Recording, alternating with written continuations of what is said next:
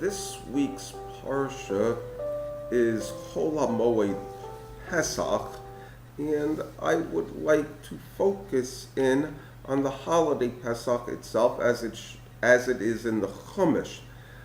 The first time the word Pesach is used in the Chumash is in Shemos Yud Beis, chapter 12,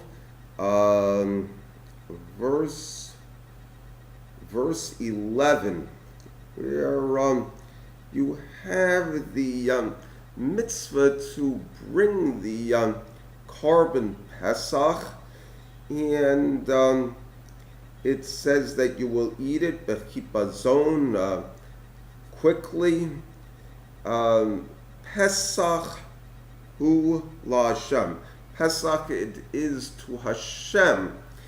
Later on in the same chapter, which goes into more details about the Chumash, it's called Pesach because the word Pesach literally means Passover, and Hashem passed over the houses of the Bnei Yisrael when he killed the firstborn of Egypt. The context of this passage, though, is to remember the Exodus from Egypt, and specifically to have a Seder Pesach, to bring the Pesach offering. The Pesach offering is a lamb or a kid goat brought to the temple, and after that it is eaten as the Pesach meal with matzah and maror. And matzah and maror are specifically mentioned in the Chumash in this part. However, this is taking part in Egypt, and the commandment is actually on the 10th of Nisan to set aside lambs for slaughter, and then to slaughter them on the evening of the 15th.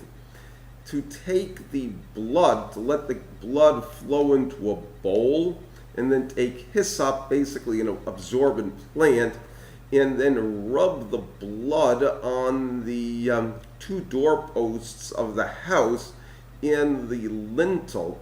And this is called an ode. It's a sign, and it's a sign that the destruction that God is wreaking on Egypt should not enter the house of the Bnei Yisrael there. It raises a number of questions, this passage, because the context of the passage and later ones like it is that the reason that the Bnei Yisrael are spared the death of the firstborn is because they slaughtered the lamb, the carbon Pesach, and that they had the Pesach Seder. It's not particularly concerned about the cruel persecution that the Egyptians inflicted upon the Bnei Yisrael, which is what you would expect. In addition to that, you start saying, well, what's the importance so much of a sign? Isn't the persecution enough? What do you need this blood on the door entrance to your house? So in addition, what you have also is the idea that the lamb is slaughtered very publicly, right in front of the Egyptians. Attention is drawn to it. There's a commentaries that say that it was done very modestly, but pashtus in the Chumash is that the intent of the mitzvah is to see the slaughtering of the lamb.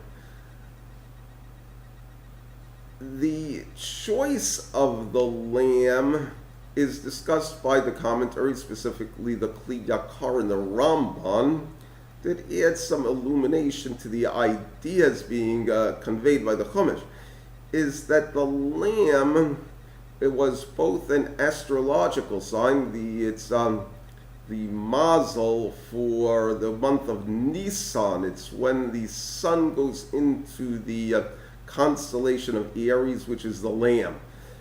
And the lamb was worshipped as an idol in Egypt. And the slaughtering of the lamb is meant to be a denigration of the idea of that the constellation of Tleh is ruling, and it's also to be a humiliation of the Egyptians for worshiping this god.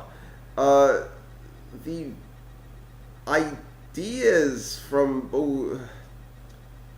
of Mazel Tleh in general and in Egypt is that this is the beginning of spring. It's the idea of fertility.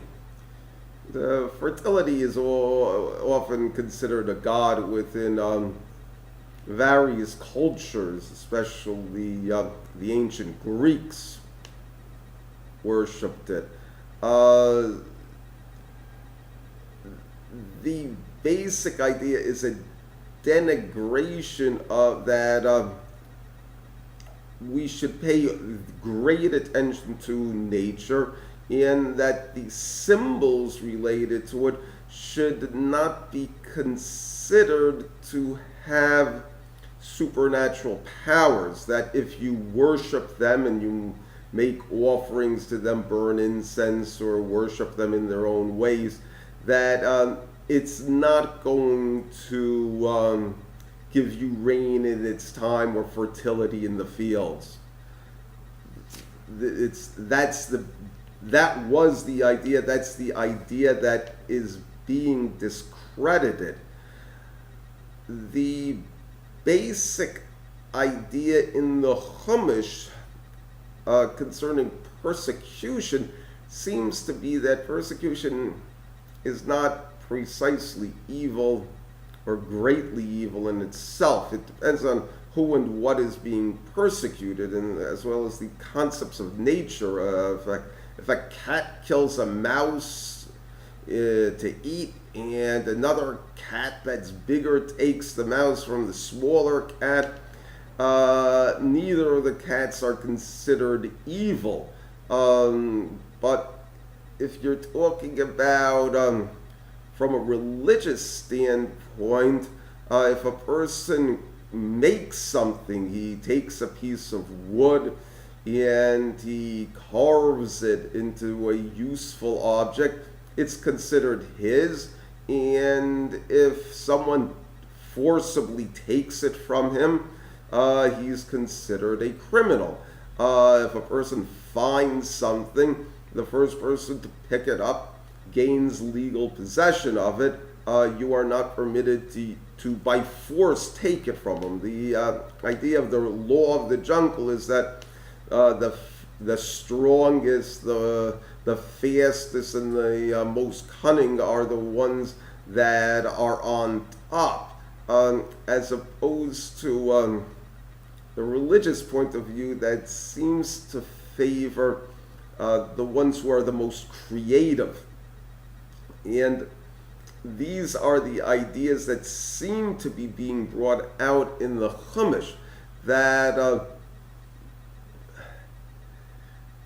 that the reason that the Bnei Yisrael are being rescued is because of the fact that they are descendants of Abraham, Yitzchak, and Yaakov, in that they have a heritage of belief in God, and that they will it's expected that they will accept the Torah and that they will be the ones that are the primary teachers of morality to humanity. And this is what is being done right now. As a result, they have they're doing their testimony is the important thing.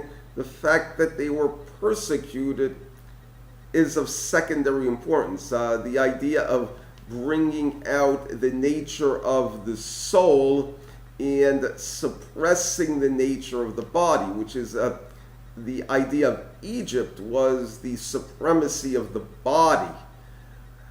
So as a result of that, this is the reasons that the Egyptian suffering during the 10 plagues is considered legitimate.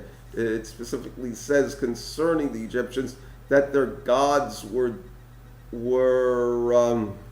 judged.